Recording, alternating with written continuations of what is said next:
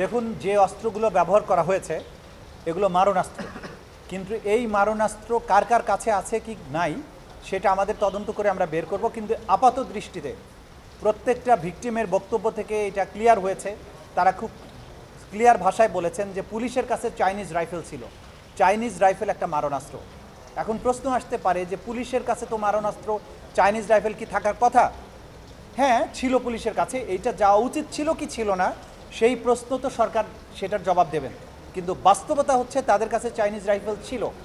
এবং আপনারা যখন মাঠে ময়দানে রিপোর্ট করেছেন, আপনারা শুনতে পেয়েছেন এই চাইনিজ দিয়ে ফেলে দে, চাইনিজ দিয়ে গুলি করে দে, সিআর ফায়ার কর, সিআর ফায়ার কর। সিআর মানে হচ্ছে চাইনিজ রাইফেল।